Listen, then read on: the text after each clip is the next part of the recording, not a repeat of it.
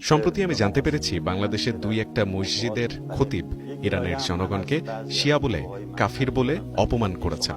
আমি নিজেও একজন হানাফি সুন্না। যারা ইরানে বসবাস করেছেন তারা স্বীকার করবেন, ইরানের জনগণ শিয়া বা সুন্নি হোক, তারা পাক্কা মুসলমান। তারা নবীর পরিবারকে ভালোবাসে, তারা রোজা রাখে, নামাজ পড়ে, জাকাত দেয়। তাদের কিভাবে অমুসলিম বা কাফির বলতে পারে? پیامبر و خاندانش رو دوست داره، کسی که نماز میخواند. ما بیشترین دفاع رو از ملت فلسطین انجام میدیم. আমরা ফিলিস্তিনের জনগণকে সবসময় সাহায্য করেছি।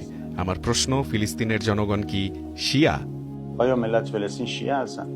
مقام معظم আমাদের সুপ্রিম লিডার একটা কথা বলতেন, যারা শিয়া এবং সুন্নিদের মধ্যে বিভেদ সৃষ্টি করে, শিয়া বা সুন্নিদের বিপক্ষে কথা বলে, তারা আসলে শিয়াও না, সুন্নিও না, তারা হলো সাম্রাজ্যবাদী দল। حضور آمریکا و اسرائیل.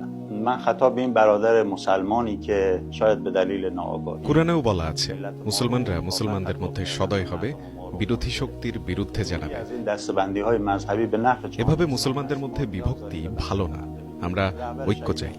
আমাদের সুপ্রিম লিডার একটা ফতোয়া দিয়েছিলেন, সুন্নিদের দৃষ্টিতে যারা সম্মানিত ব্যক্তি, কারো বিরুদ্ধে কোনো অপমানজনক উক্তি হারাম। ایشون این بود که تو তিনি বলতেন, শিয়াদের মধ্যে যারা সুন্নিদের বিপক্ষে কথা বলে তারা আসলে ব্রিটিশ মুসলমান, مقدسات اهل আর সুন্নিদের মধ্যে যারা শিয়াদের বিপক্ষে কথা বলে তারা প্রকৃত মুসলমান নয়, তারা আমেরিকান মুসলমান।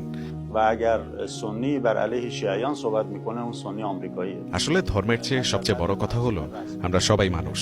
دیدم مسلمان ها، بودایی ها، مسیحی ها خیلی ها میان. আমি বাংলাদেশের বিভিন্ন অনুষ্ঠানে যোগ দিয়েছি, সেখানে দেখেছি হিন্দু মুসলিম সবাই একত্রে আছে। আমার বাংলাদেশের এই ধর্মীয় সম্প্রীতি ভালো লেগেছে। رواج دارد و شما همه پیروان ادیان رو